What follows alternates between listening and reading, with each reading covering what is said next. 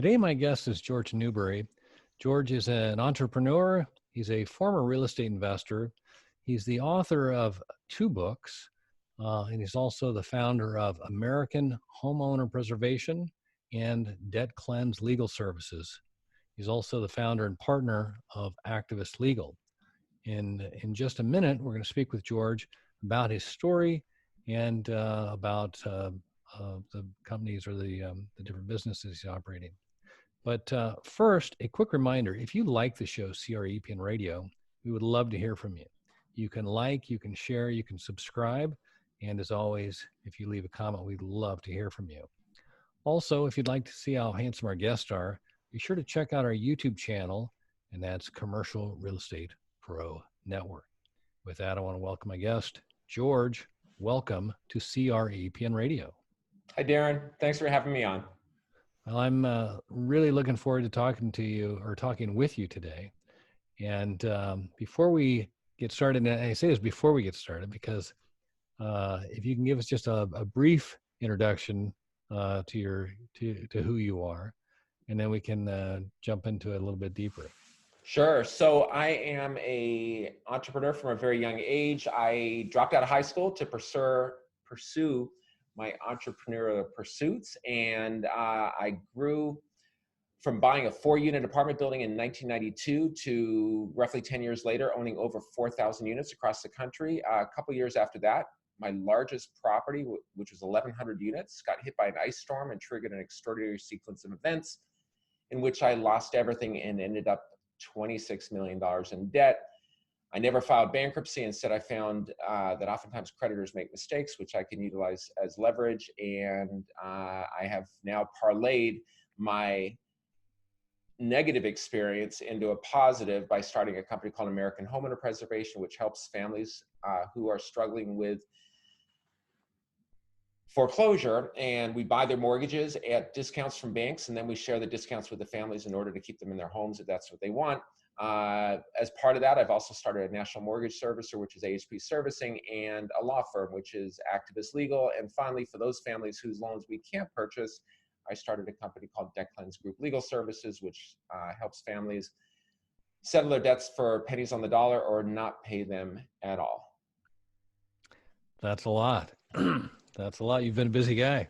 Yeah, I have been. I can't stop. So 1992, was that right out of high school? Was that when you? That was, no. I took high school. I got out when I was my 16th birthday. My parents actually let me take the GED and signed off on me leaving in the first couple of months of 11th grade.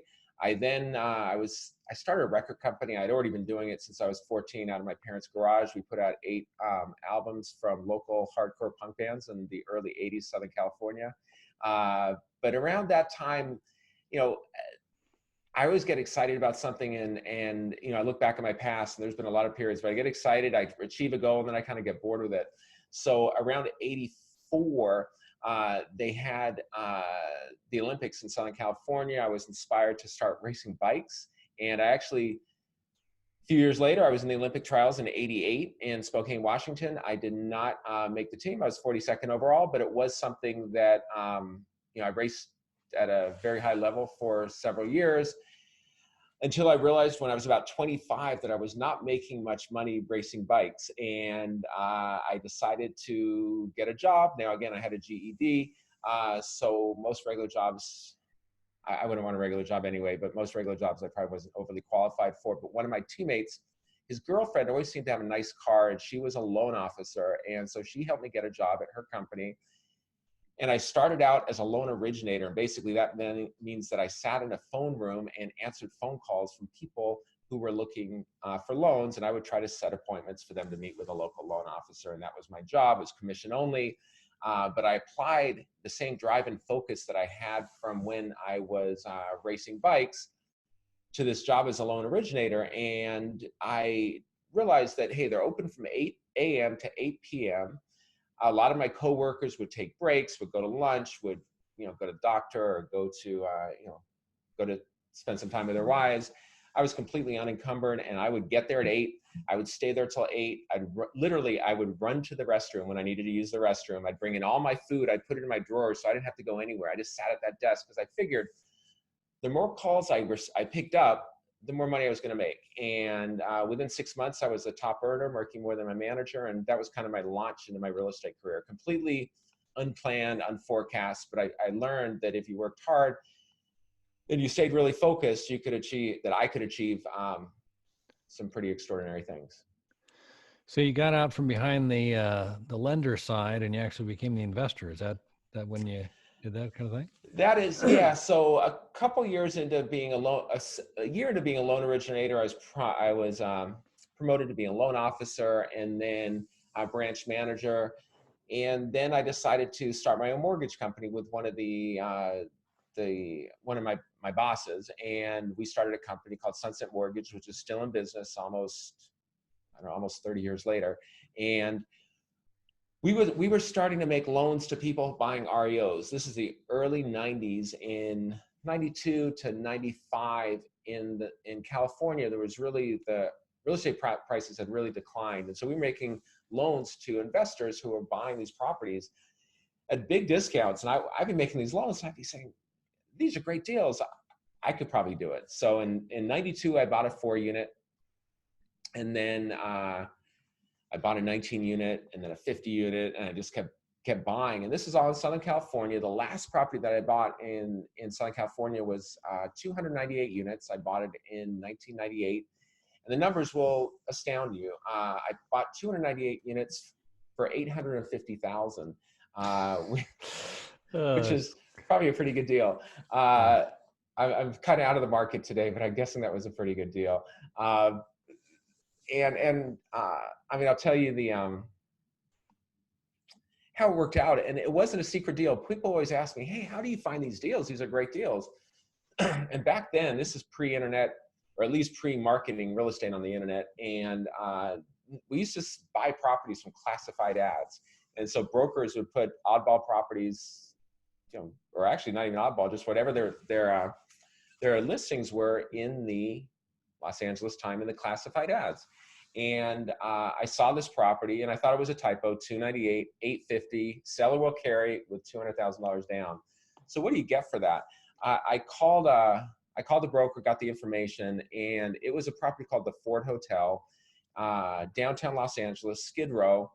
And it fit my profile. And I tell you, I discovered really early on that if I could buy the most challenged properties, the ones with the most problems that no one else wanted, I could get them at great discounts. And if I could succeed at turning them around, that's where I could make a lot of money. So if I was just competing against, a dozen other buyers for some vanilla, regular property that was cash flowing, I wasn't really going to make any money. But if I could get the dilapidated one, the one that was under code enforcement violations and had all kinds of challenges and people weren't sure if it could really make it, that's where I made money. So this property fit the bill.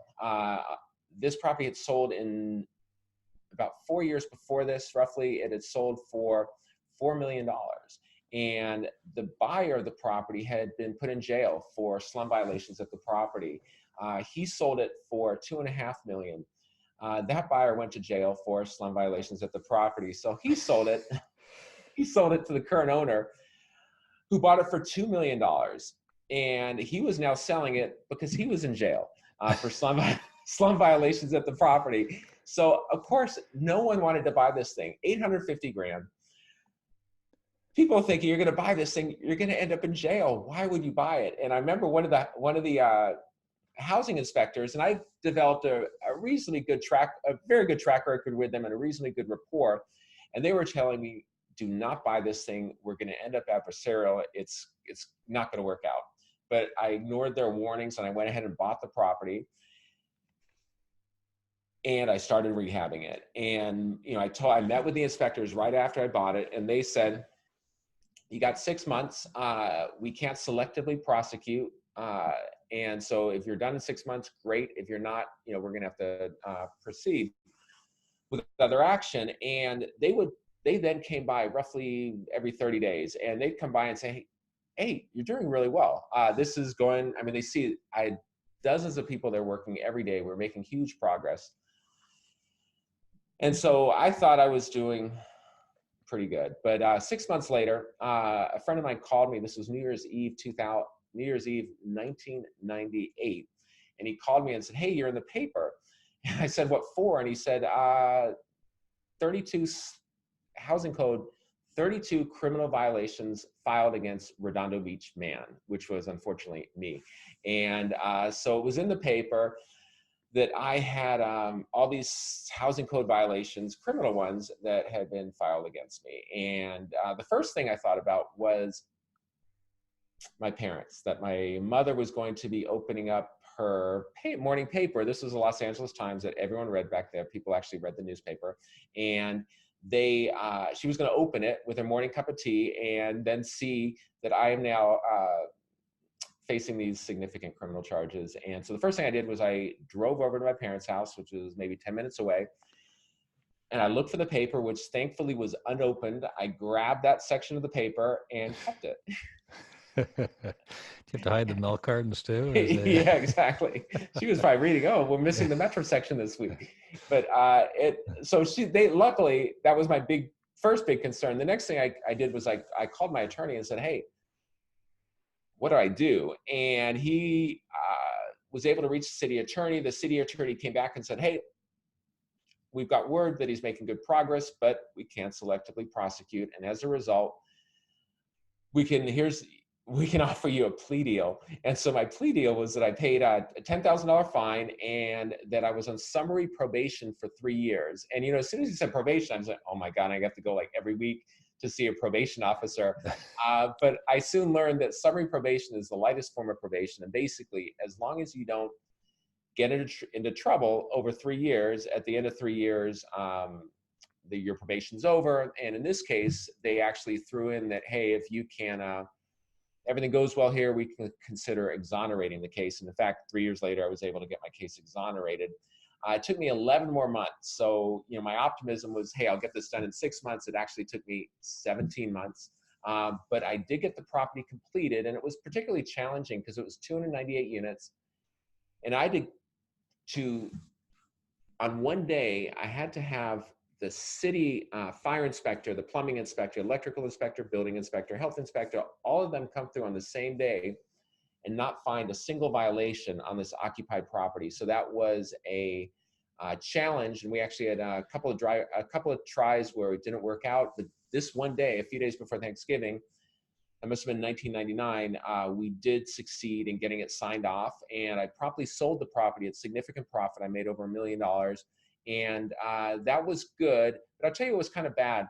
I came away from that situation thinking that I could take on any troubled property in the country, and even though everyone else has failed, I'll be the one to turn it around. So I came away very emboldened, and that worked well for me for a while, but it ended up proving to be my undoing. Wow. So the whole project there, though, I mean, from, you avoided jail, which it sounds like that was like, the destiny for anybody to touch that property. You avoided that. Congratulations. Thank you. And what kind of a capital budget did you end up investing in 17 months? We bought it for $850. Probably spent, I mean, it really wasn't even that much. I'm thinking we spent probably $600,000 or something like that. And I sold it for $2.5 million. The people that I sold it to, actually a few years later, they sold it for $4 million. But I did okay. And that was the deal. So it wasn't really that much money. It was just a lot of coordination and a lot of work. And did you end up changing the clientele or the tenant base? Did you have to evict, or just the property update? Or? We had to evict some people. It was but it was located in a very low-income area, so we weren't going to attract. We weren't gentrifying this property because we couldn't gentrify the neighborhood. We were simply making it a safe and nice place to live. It was completely, entry-level housing. So it was something where I don't even remember increase the rents. We did just make it a nice place to live, and the collections were good. I mean, at the time I was probably bringing in, this is off the top of my head, but probably like 60 grand a month. And even when it wasn't performing that well, most people were paying. It just that, we had these city violations hanging over our heads. Wow. All right. So you turn the property, you make the sale. Now you've got, I can do anything. You've got the money. What was the next one on your agenda or your? So at this point, it path? was 99 in California. The market had rebounded, and it was, I was thinking, hey, it's probably time to sell. So I sold some properties, pulled out some cash, and then I went on a hunt across the country to buy the worst properties that I could find. And I found a property in Kansas City called Pickwick Plaza, 233 units, 8 murders in the prior year. I said 8 people were killed. Pickwick. Pickwick Plaza, downtown Kansas City. I bought it for $1.6 million. I put in, I don't remember, $1.5 million maybe in rehab. And it's gonna sound funny. I don't remember the exact number, but either way, I was into it maybe $2.5 million. And I was able to get a refinance. When I refinanced it, they appraised it for like $8.5 million. They gave me a $5 million loan. And so I'm thinking I got all my money back and then some for turning around this property. I was thinking this game is really pretty easy. I mean, I'm making millions of dollars per transaction. And I mean, in fairness, they took a long time. I was probably, every transaction was taking me over a year, but, and I was committed. I was out there, and I'll tell you what became kind of something that I did at all these properties. I was, as I went out of town and started buying out of town, I would actually move into the properties, and people would be really stunned by this. God, you're moving to this really rough property. And, I'd say, I want to I want to see how, if the tenants don't have hot water, I don't have hot water, and I want to know that. And so it became kind of a small badge of honor. But the reality is, I was just really cheap. There was no way I was going to pay for a hotel when I had all these vacant units at this property that I was rehabbing. So it became something that I just did, and it worked out well. Sometimes our media stories, hey, this guy's actually moving into whatever the property was, and that worked. So I kept doing the same thing, and it worked. It worked really well until one time that it didn't.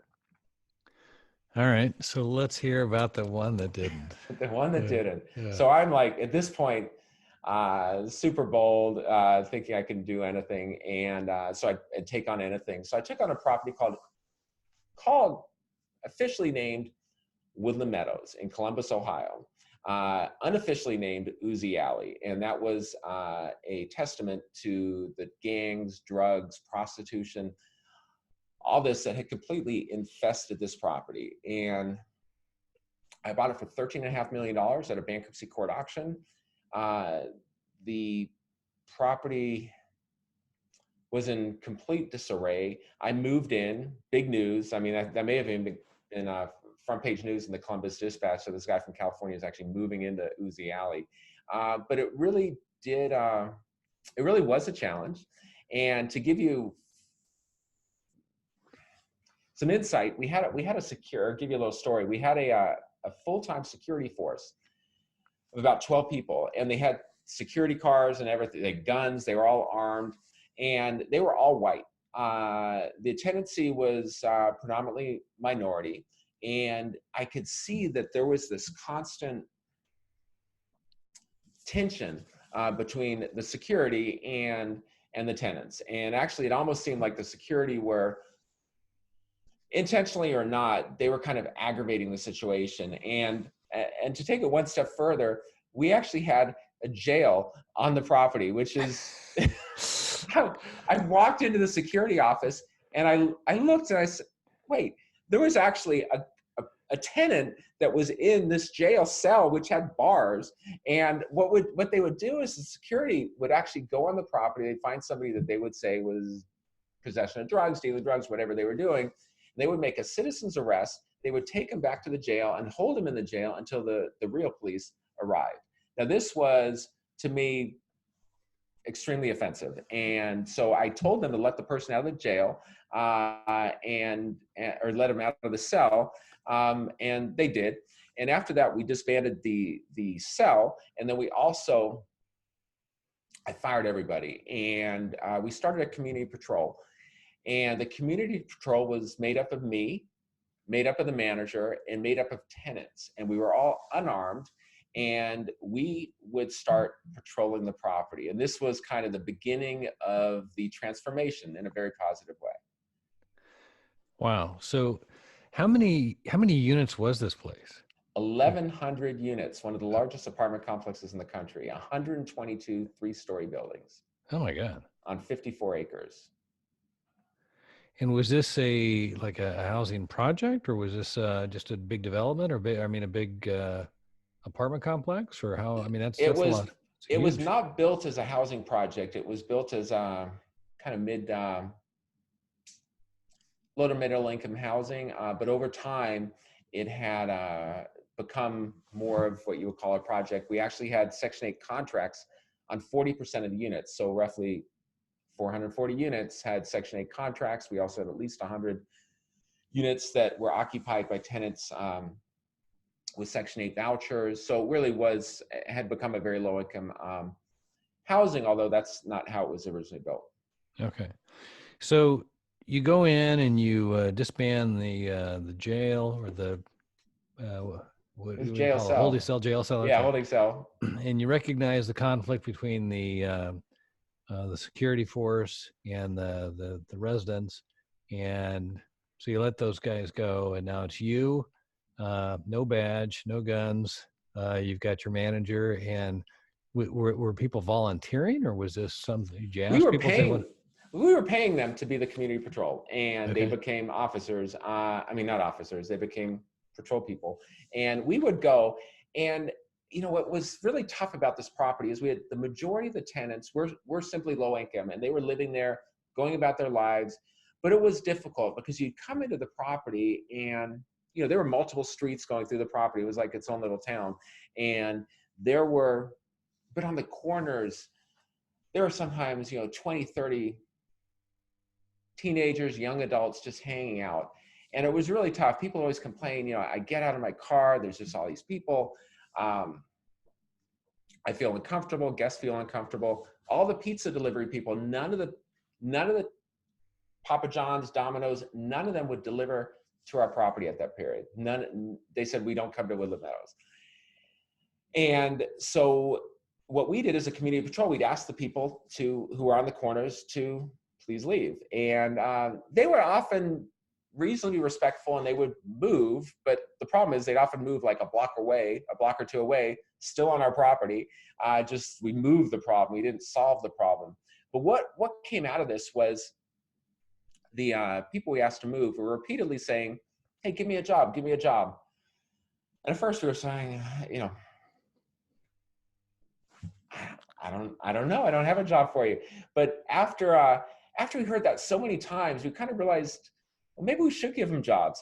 And because we were spending millions of dollars on the renovation, we had all these contractors that were hiring workers to work on the renovation. And we thought, well, maybe we'll offer them jobs. And we didn't want to just say, hey, show up tomorrow, you're going to get paid. We designed this program called the Teach Program. And what happened is we told everybody, if you show up every day for 2 weeks, don't miss a day, not late, we guarantee you at the end of 2 weeks, you'll get a job. And they showed up, and they go through, we had some of the contractors, they would teach them about certain different trades and how they could be apprentice, give them the basic skills. We also had some community leaders come in and teach them about, just basic life skills. And the first time we did it, we had like 3 people show up. And we did it for a couple of weeks, but after 2 weeks, they all got jobs. And once word traveled that they were really getting jobs, we suddenly had like 40 or 50 people showing up. And when they first showed up, many people would show up and really dress casually, paint sagging, stuff like that.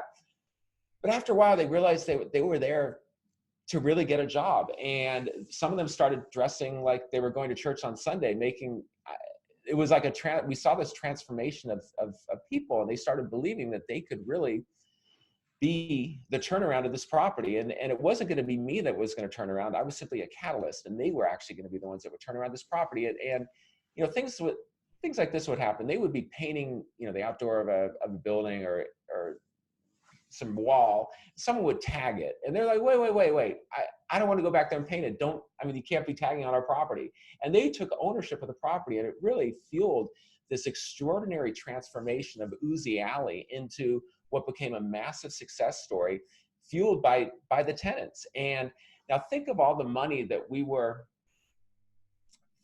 paying to contractors who would then take the money and by and large take it to the suburbs to spend. Instead, a lot of that money was staying within the property, strengthening the families there and their ability to be better tenants and pay their rent. And the property was transformed, and it was just an extraordinary result. And I was thinking I didn't have this plan, but this is how it worked out. And I thought that this is going to be my formula going forward. Now I can buy the biggest troubled properties in the country and turn those around, because now I have yet another. I'm not just me. I can make the tenants an army that are working with me to do these things. So it was exciting until it didn't work. Well, I'm still just going like, man, this is amazing. From the standpoint of you bought the, Uzi Alley, nobody wants to come to the property. You basically empower the people living there, and the fact that that process from the 3 stayed the first time, and when it was realized that they were really getting jobs, and you talk about everybody 40 or 50 people, and then how that cycled. Now they have money.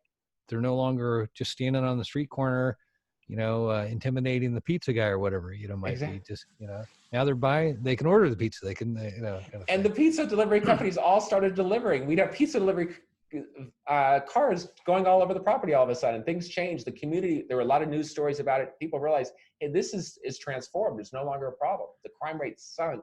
It sunk more than half. It was just an extraordinary situation. What was the time frame from acquisition to this? So I bought it on New Year's Eve, 2000. Tagging. Yeah, 2002. It probably took. We didn't start the program for probably 5 or 6 months after my acquisition. It was conceived just by chance, and it really took hold that summer, and it ran well for about a year and almost a year and a half. And were the contractors, were they agreeable? They were. Yeah. These were good workers. They proved that they were good workers, and they were eager to learn. It was amazing that given the opportunity, it shouldn't be amazing, but I think for a lot of people, they were surprised that given the opportunity, a lot of people seized it and really ran with it. And they were over time, a lot of those, the people that participated in the program started their own businesses. So now they were doing work at our property and also other properties. And some of those businesses are still in business today, which is amazing. Just awesome. To me, that's the legacy of Woodland Meadows and Uzi Alley, is that these contracting or small businesses, landscaping companies that originated then and are still operating. Well, and I just want to say, from a value add strategy, that's the most value I've ever heard because typically it's thought of how can we transform the physical asset, and how can we make it to where we can charge more rents, not necessarily how can we change the lives of the people inside there. That to me, that's amazing. And the fact that you were able to kind of look at it like, oh, okay, well, all right, and to engage your contractors, which you said you were paying them millions. Why not try and put some of that money back into the tenants, and just the value that they must have felt, like you said, they're contributing members of the community. Absolutely. People would tell me that their kids looked at them differently. Their families looked at them differently. They couldn't hang out all night on the corners because they were exhausted from working all day. So, it was awesome. The benefits, like all the way around, were extraordinary. Wow, that's and awesome. It was just great to be a part of it. All right, so now we know it's running like top. And then what happened? Christmas Eve 2004, I received a phone call from my manager and said, "Hey, I was in California for the holidays, and he said, hey, there's been an ice storm at the property. We have no power, and it's pretty bad. And I'm from California, and I'm thinking an ice storm. I don't know what that is, but I flew back. I think I flew back the day after Christmas, and it was just the property had been devastated. And I'll tell you what happened is that the ice storm comes through, knocks out power to half of Columbus, and knocks power poles, trees, all over the property are down, many of them down into buildings. But the worst part is, since we had no electricity, we had boilers, these kind of older style boiler heat. So we had boilers in maybe 30, 40 boilers across the property, and they would pump hot water into pipes in each apartment, and those pipes would radiate heat, which kept all the units warm. But once there was no power, we also had no heat. And the temperature outside was below zero. It was averaging like -8. And so with that, we had no electricity, no heat, and all this water, both the domestic water and the water in these boiler heating systems, froze. So we had thousands of people living there, no heat, no water, no electricity, below zero temperatures. And this went on for 4 days before they got the power back on. And when they turned the power back on, we realized a lot of things just weren't working like they should. And again, we had just finished the rehab weeks before this. We had just hit 80% occupancy weeks before this. So I was almost done. I was almost ready to start looking for a new project.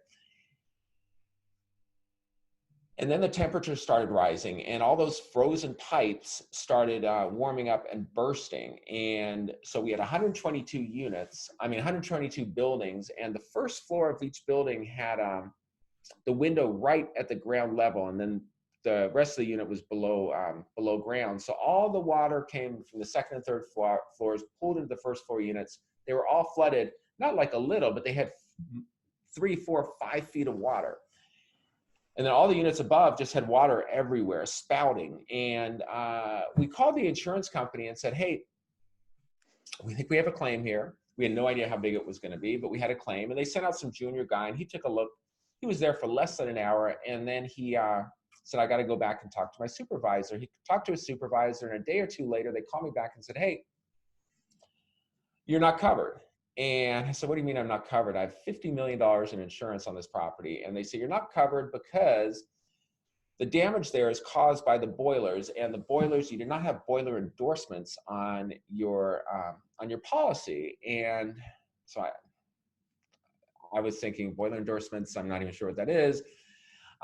We had all our boilers were inspected by the state in October. This is now December. So I know the boilers were in good shape, but it's simply the fact that the power went out, knocked the power out to the boilers, and that's why we have all this damage. But I wasn't convincing anybody. I called an attorney, and within a month or two of the incident, we were filing a lawsuit against the insurer. And my attorney basically said, hey, this is a common strategy when there's significant claims, is that big insurers will simply not pay. They make you litigate, and at some point they exhaust you financially, and you become open to a reduced settlement.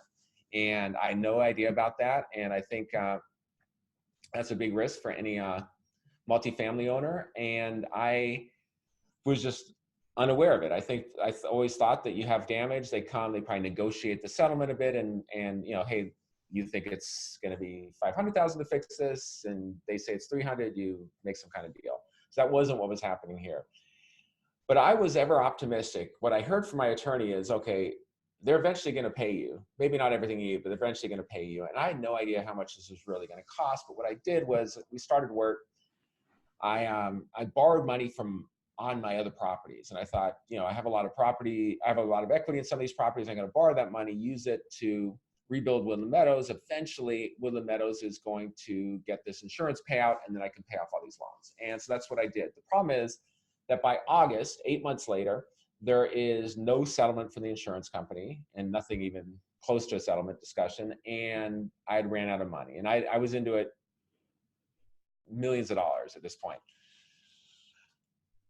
And I was running out of money. So I had maybe 200 people working a day on the project, and now I was down to like 20. And the city comes out and says, hey, things are really slowing down. What's going on? I said, hey, I'm still working in the insurance company. It's not getting settled. And the city decided that, I had no idea about this, but the city decided at some point that they wanted the property and that I was pretty weak, and now was the time to take the property from me. And what they did was they came out and said that you have 3 days to evacuate the property. And at this point, there's still thousands of people living there. And we had done kind of the emergency work. Wait. Yeah. They come out and they say you got 3 days? 3 days to evacuate the property. They say all these 122 buildings are subject to imminent collapse. Okay. And they said, how did you know this? Because these buildings have been here since the 40s. And they said, well, since these first floor units have been cleared out, our inspectors have noticed that one of the prior owners made a construction shortcut, which compromised these buildings, and we think that they're subject to imminent collapse. So I was legitimately anxious that they had the reason for this belief, and I hired an engineer. The engineer came out, surveyed all the buildings, and prepared a report, and the report said that these buildings are all fine. They're not subject to imminent collapse. So what I did was I went to court. I got a temporary restraining order against the city of Columbus to prevent them from evacuating these buildings. And in court, the judge asked the city what was their basis, and they said that they admitted that they had no basis, no report, nothing. They simply thought that maybe these are subject to imminent collapse. And I had a report from an engineer saying that these are not subject to imminent collapse. So the judge granted my temporary restraining order and said, here's what we're going to do. We're going to appoint a court observer who's going to be at the property every week. He's going to report back to us with the progress, and we want to see that this property is, they asked me, how soon can I get it done? And I said 6 months. So they said, okay, that's reasonable. If you continue to make progress every week, then everything's good. So as soon as I left court, I told my attorney, contact the insurance company, make the best deal you can, and I got to get this thing fixed, and we got to get this to the finish line. So he called, and we settled for an extraordinary sum, but not extraordinary enough to cover what the damage was. So the total loss there was estimated to be about $45 million. I settled for $32 million, a huge amount of money. But at that point, I was into it for more than 20-some million dollars. And that was money I borrowed plus money I owed. And, but with big news, this is all big news in Columbus, with news of the settlement and the court, most of the work companies came back to the property. Everyone had quit at that point. And the workers were they all came back. So we were back to 200 people a day, making feverish progress at this property to get it restored. And I thought, okay, cleared a big hurdle, I'm on my way. Now the problem is the city, as I mentioned, had decided at some point that they wanted this property. And I think they were a little frustrated that I took it to court. And they went to HUD and told HUD to pull our contract. Now HUD came out to the property and said, hey, there's some damage. I said, yes, as you know, we just entered this court agreement to have this damage completed within 6 months. And they said, well, you have 30 days. And I said, well, I can't get it done in 30 days. There's 200 people a day. There's no way I can get it done in 30 days. And they said, well, 30 days. And so with my attorney, we went back to court and we said, hey, we just agreed to this plan that we have 6 months to do this. The reports that you've gotten so far have said that we are way ahead of progress of schedule, but I'm not going to be done in 30 days. And so the judge was reasonable, and he commanded that HUD shows up in court. And HUD refused to show up. They said they're a federal agency. They're not bound by municipal court. We're not showing up. 30 days go by, and HUD shows up at the property. They're there for less than 10 minutes, and they say, hey, you're not done. And they terminate all my contracts. Now, my contracts brought in over $200,000 a month. And once they did that, that was the end. 6 months later, the property had been evacuated by the city of Columbus, and they ended up demolishing all these buildings, all those tens of millions of dollars in storage restoration that was freshly utilized, everything gone. And they now own the property. They built a high school on a portion of the property, and there's still a lot of the property that has been undeveloped. I think they had plans, this is the 95, 96. They had big plans that, hey, they could build some big commercial development on this property. It was actually very well located right near the airport, backed into one of the most upscale neighborhoods in Columbus. But I think with the downturn in the market that happened a year or two after that, that never got off the ground. But they've used it for a high school, and the rest of it is just a big vacant lot. And that was the end of Uzi Alley, the end of Woodland Meadows, and really the end of one of the a massive showcase for what can be done to successfully turn around and stabilize these troubled large-scale housing projects. You know, the crazy thing about your whole story here is it had nothing to do with the the Great Recession, any of the economic collapse. It was all about the city and the insurance company. If I'm hearing you right. I mean, You're absolutely right. And you can throw in me. I was tunnel vision that I was going to rebuild this property. And I will tell you, I left a little bit out of the story, that the city, before they became hyper aggressive, they came to me and said, hey, we had the HUD contract, we had millions of dollars of low-income housing tax credits on this property.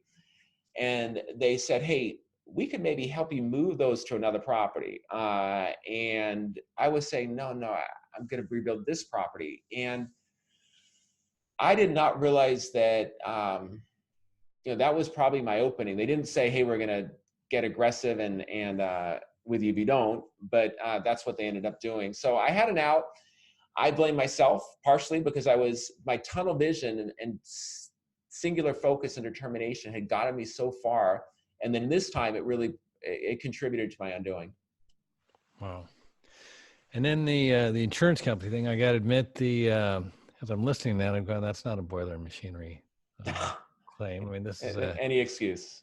Yeah. Okay. I mean, this is the peril is frozen. I mean, it's just temperature. It was frozen pipes. I mean, that's what the boiler was fine. You just didn't have power to the boiler.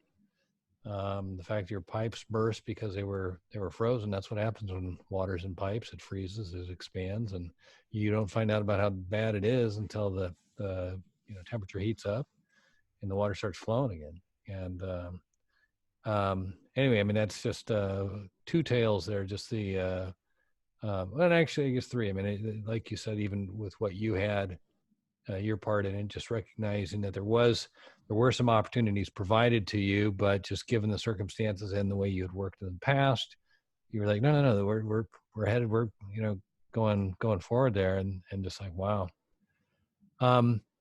So if you had taken the city's kind of offering there in the very beginning and said, hey, we'll move you to another property, do you think you could have come out of that okay? I mean, could you have gotten the settlement from the insurance company and moved to the other? Yes. Exactly. You know what would have been, I mean, I hate to second guess it, but sure. The reality is there's probably a couple of different choices that I could have made that have really made my life a lot easier. Certainly in that period, I could have taken the city's deal and taken the insurance settlement. I mean, they would have paid me out, maybe not everything, but a negotiated settlement kind of like I got. And if I had that money, I would have paid off all my debt. I would have been in great shape, and the money and the tenants, the tax credits, the contracts could have all gone to another property, and the city would have gotten what they wanted, which was this big property. I could have also, the day after this disaster happened, if I really believed that it was as catastrophic as it turned out to be, then I could have simply closed the property and helped relocate everybody and said, hey, this is unfixable. And I would have eventually gotten a large insurance settlement. I'd owned this large piece of land. I could have done all kinds of things. There's so many different paths that would have had a better outcome than the one that I ended up taking. In the course of time from around Christmas when this happened to when the city engaged you and said, hey, we could move these over here, how much time had elapsed? That was several months. That was probably April or May. So it was 4 or 5 months after. And I think they saw that I was making progress, but they probably heard, I was very transparent. They asked for tax returns, all this, the city, the mayor's office, and I didn't even know about it. It was in the news that the mayor's office has commanded the Woodland Meadows owner to show up with his tax returns and financials to discuss the future of Woodland Meadows. And so I obliged. I came down. I wasn't trying to hide anything, and here's where I am. I had good reserves, and at that point, I didn't last, but I did have good reserves at that point, and I thought I could survive. And I think, but they were telling, I mean, I guess I should have read between the lines. Maybe wasn't very good at it, and just kind of going in there thinking, no, this is what I'm going to do, and Sure. kind of stubborn in that regard, unfortunately. Well, it certainly makes for a great story, and I know it doesn't end there. So, what happened? So when all of this, you've got no more income stream, the property is empty, you've got all this debt. What? Everybody's like, let you off the hook, say, okay, George, sorry, it didn't work out. No. Now I was getting pursued by process servers, by debt collectors. I'd sign personal guarantees. Whenever somebody put a personal guarantee in front of me, I'd sign it. I had no problem. You need a personal guarantee? I'd sign it. I never had a problem because I always thought everything would work out. So now it wasn't working out so well. All my properties, I either had to sell them, went into foreclosure. I actually had to move out of Woodland Meadows in June of, I believe, 2006. I moved to another property that I owned in Dayton, Ohio, that was in foreclosure, but had some vacant units. So I moved in there. And I was now dodging bill collectors and trying to figure out, what do I do? And the one thing that happened that was a turning point for me of sorts is that I had bought a property in Oklahoma City, about 250 units. And when I bought it, it was typically in severe distress. And at that point, I'd fixed up Pickwick, the one in Kansas City. And so the lender said, hey, we're going to make you the construction loan on this property in Oklahoma City, first position, but we're going to cross-collateralize your Kansas City property in second position. Now remember, this is the one where Wells Fargo may be the $5 million loan. So they put a second behind that. And they started foreclosure. The property is actually doing okay now, and but it had matured, and they gave me a 6-month extension. Couldn't refinance. My credit was terrible now, so they gave me another 6 months extension. I kept making payments, but the second 6-month extension to say we're not going to extend anymore, and they put a receiver in place and they started foreclosure, and this became very interesting.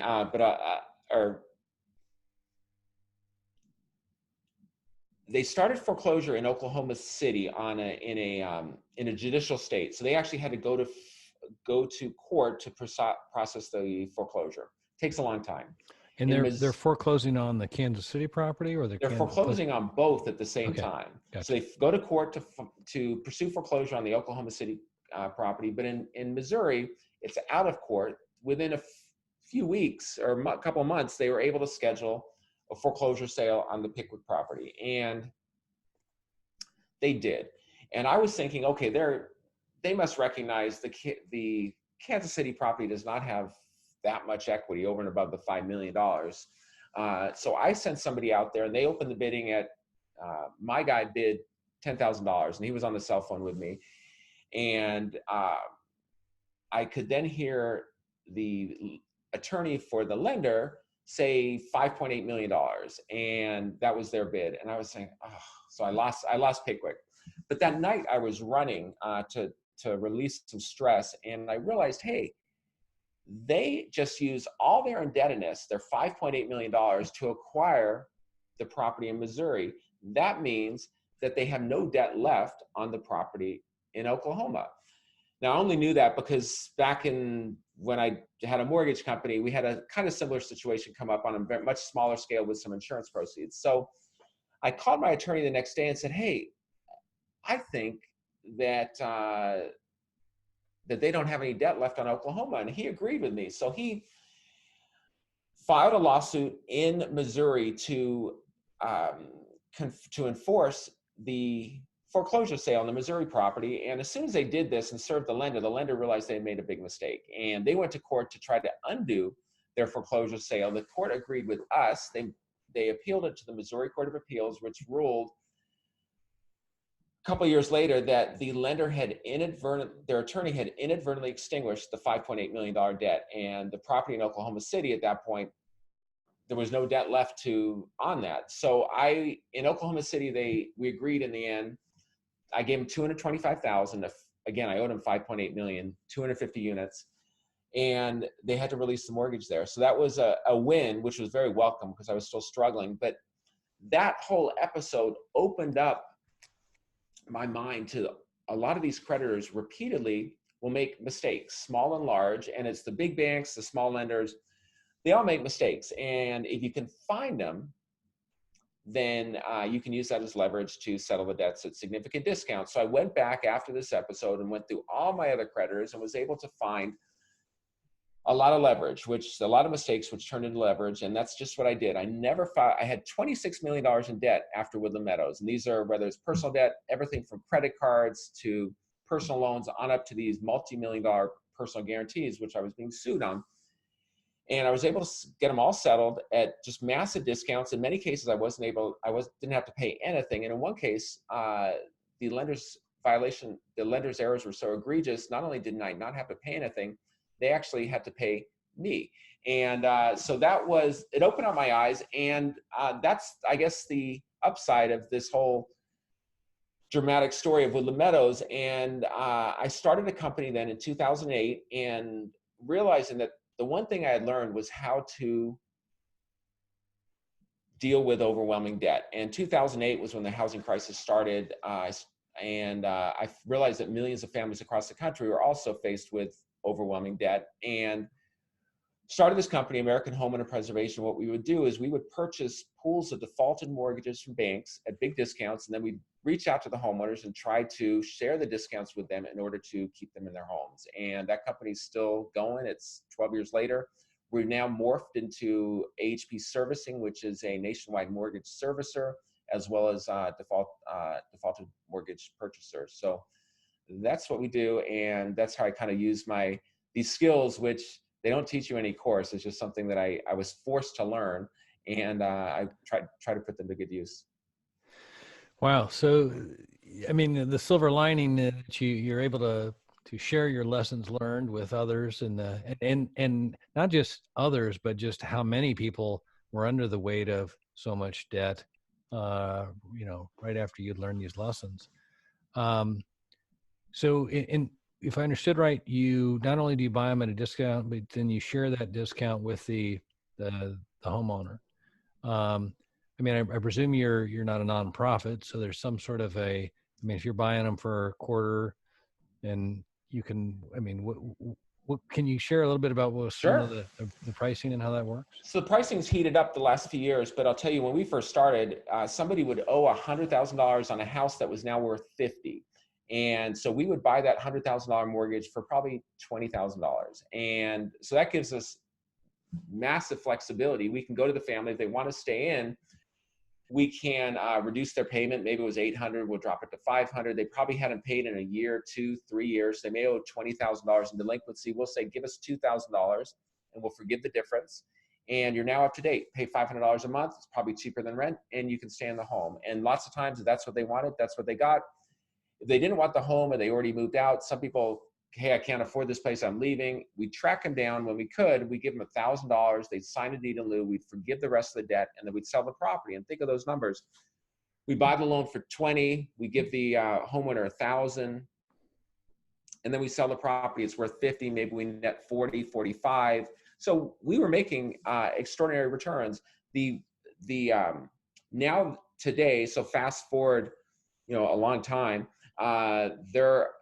People pay more for those mortgages, so that it's harder to make the same returns as we did back then, but we're still doing well. And now we've added the servicing component, so we don't have to pay a third-party servicer. We also added a law firm, so we have more control. More than anything, we wanted to have as much control over the process, be it servicing or legal, as possible, and that's what we're doing and what we've done.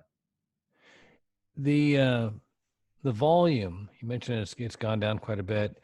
Is that primarily because of the competition for the loans, or has the volume of loans, kind of the bad debt, kind of worked through to where it's more of a steady normal rate, or is there still a Both. lot left over from the There, residue from the crash? yeah, there is still some left over from the crash. A lot of it's still unresolved 10 years later. And but more than anything, there's a reduced supply and there's a lot more buyers, and a lot more buyers that have a lot of money. And so that's made it more competitive. I'll tell you, when we first started, within our first year, we were buying from the biggest banks in the country, and they were selling us loans, and we were really small. I mean, we were cobbling together a few $100,000 here and there, and we're buying loans. And today, those same banks, I'll think like Citibank, was selling it to us really early. They won't sell to us, and not because they don't like us, because they want, most of their trades, they want $100 million is kind of an entry level trade for them, and that's, we're not at that point, at least yet. But they'll end up selling to another hedge fund, the 100 million, and then that hedge fund will sell a portion of it to us. And what, very in keeping with when I bought multifamily, I'd always look for the most troubled assets, the ones that other people didn't want. We do the same thing in notes. So we're looking for loans, first mortgages that are secured by homes worth less than 75,000. And so that's going to be low to moderate income neighborhoods across the country, concentrations in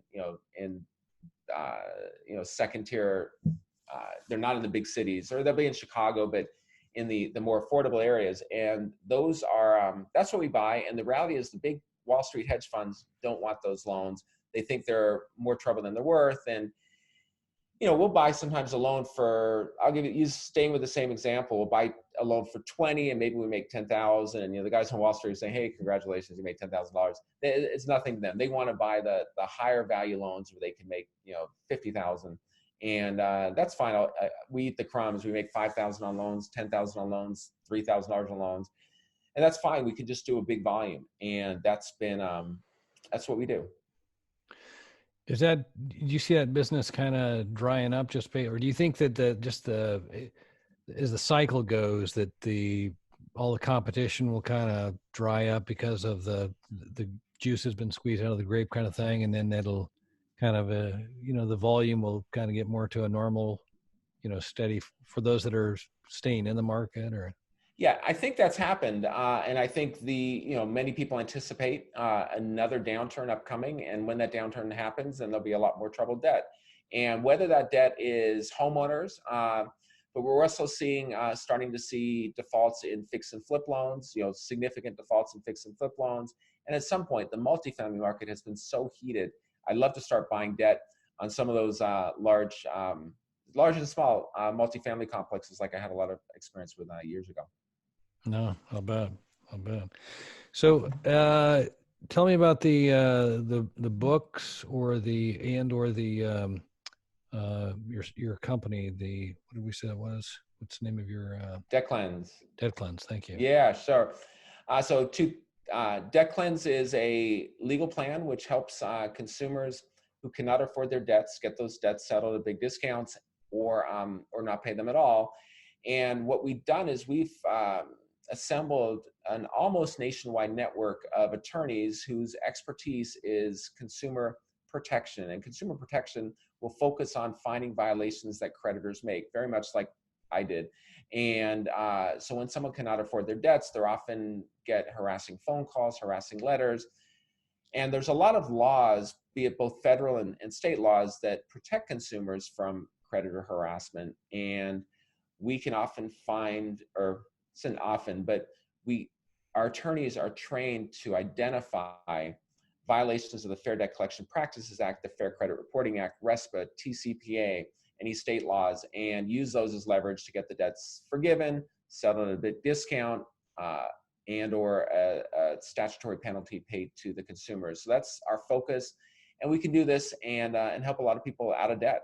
It's kind of systematized the process that I'd gone through when I was the one struggling with debt. So that's Dec Cleanse. There's also, it's based on a book that's, you can buy it at Amazon, Walmart, Barnes & Noble, called Dec Cleanse, How to Settle Your Unaffordable Debts for Pennies on the Dollar and Not Pay Some at All. And then there's also burn zones, which burn zones started out as an explanation letter to a lender because, or to an investor or prospective investor, I should say. When I first started American Homeowner Preservation, there were investors would sometimes do background checks or even Google searches, and they would find that I had millions of dollars in judgments against me. They would find that I was actually arrested at some point. I was arrested for failure to appear on a housing code violation. Now, not a big deal. And for those of you in your audience who have never been arrested, it's actually was a fairly efficient process. I was arrested at a city council hearing, and I had to go to the police station, and luckily I had my wallet with me. I was able to pay my bail with a credit card, which I didn't know that, but it was quite convenient. And I was let go. No big deal. It took a few hours, and I never saw the inside of a jail cell. But the bad news is that because I was arrested at a city council hearing, it was rapidly front page news in Columbus, and even on the they were all talking about it. Arrested, arrested, arrested. Makes me look like a really bad guy. When really it was failure to appear because they mailed a notice to appear to Woodland Meadows, which was then closed. I didn't get the notice. Of course, I didn't appear. And eventually that was I presented that situation. The case was closed. But meanwhile, the stories live on the internet that this guy, big judgments, battle with the city, arrest, all that stuff. And now I'm saying, hey, invest with me. And people are like, wait, I'm not going to invest with this guy. Yeah. So I wrote the book called Burn Zones, and it tells all the story, how I made a lot of money, how I lost a lot of money, all that bad stuff that happened at Woodland Meadows. And that was, my goal was to at least bring these investors to neutral, thinking, okay, well, now I understand what happened. He's not such a bad guy after all. But what happened was the story actually, a lot of people, first I was very embarrassed by what happened at Woodland Meadows and all the aftermath. But I did some speaking, and I started at a really small conference in Texas. Somehow it came up, and I started sharing the story of Woodland Meadows. And I could see that all these other people on the stage were talking about how successful they were in real estate. And here I was talking about, how much I failed at real estate. And it really was I could see people were really compelled and engaged. And after I spoke, people would come up to me and say, hey, I had this situation at my property or in my life. And they had shared their own challenges. And I realized then that I was going to write this book, and I shared all my challenges, and people like to hear about everything that went wrong. It makes for, I guess, entertaining reading, kind of like a car wreck on the side of the freeway. And so that's what the book is. It gives all the bad stuff, all the good stuff, and where I ended up. And people read the book now and say, hey, I read the story, I really identified with it. And now I'm not just like okay with investing with you. I want to invest a lot with you because I'm really identified with you. And that's been, I guess, gratifying, and it feels better than maybe when you go through these problems. Lots of times you think you're the only one doing it and you're all alone. And in reality, there's a lot of other people every day who are facing all kinds of challenges in their lives. And maybe mine had a few extra zeros, but in the end, anyone struggling with debt, I ended up broke.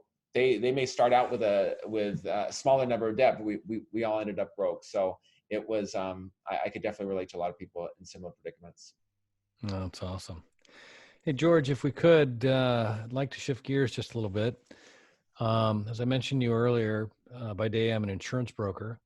And one of the things we do is we try and do some risk management with our clients. And there's three different strategies we like to consider. One is avoid the risk, two is minimize the risk, and then the third is transfer the risk, which is essentially what an insurance policy is. And as of recent, I've been asking my guests if they could take a look and see what they consider to be the biggest risk. And so I'd like to ask you, Jorge Newbery, what is the biggest risk? To not learn from the past. And so that would be for me to look at my own past and the past of others and see what has happened, how they navigated it, and whether it makes sense or how that should influence my actions today. And I'll give you a real life example is that, the market, I've been through a couple of downturns in the real estate market, and towards the end of every upcycle is like today. Today, the lenders are freely giving out money. It's very easy to qualify. They have these, kind of almost subprime loans called non-QM loans. And things have gotten very easy. And that happens every time at the top of the market, that the money is free flowing, the pricing gets expensive, everything gets really competitive. I'm trying to buy loans and other people are coming up with money paying more than me. And they could be the winner of the bid, but really time will tell whether they're the winner or the loser. So in today, I think the biggest risk today is ignoring the past and the fact that we are probably in a very overheated real estate market and just overheated economy, which is likely to turn down in the near future. It's hard to say exactly when it happens, but now would be the time to take some chips off the table and avoid or at least minimize that risk. No. I know there's a lot of people that, at least as long as I can remember, that's been kind of the theme here. It's like we know that the cycle has been running a long time, and that the natural course for a cycle is to have a downturn here. And so I think everybody, if they aren't taking note, there's been plenty of warning kind of thing. So. And people always say, this time it's different because of Right. something. It's never different. It's just a cycle. It's a business cycle. And it may be this has been a really long up cycle. And so it's easy to forget. But it was only 10 years ago that no one wanted to buy real estate. Not only 10 years ago, no one wanted to buy real estate. The prices were just extraordinarily cheap. No one wanted to lend on real estate. And now, fast forward 10 years, the prices are significantly higher. The deals are nowhere near as good. And people are like, I want to buy real estate. I want to make loans on real estate. It's just the way it goes. But also learning from the past is when this thing goes bad and everybody else runs for the hills, that's the absolute best deals will appear. That is when there are massive wealth transfers in this country, is in those down markets, and that's where all the opportunities are. Oh, well said. George, where can the listeners go if they'd like to learn more or connect with you? Sure. ahpservicing.com. That's American Homeowner Preservation site, our servicing site. We invest, we crowdfund the purchase of our mortgage pools, and we do it with a minimum investment of $100. Non-accredited and accredited investors are welcome. So you connect with me there. If you or anyone you know is struggling with their debts, then you can connect with me at deccleanse.com. Awesome. George, I can't say thanks enough for taking the time today. I've thoroughly enjoyed it and learned a lot, and I hope we can do it again soon.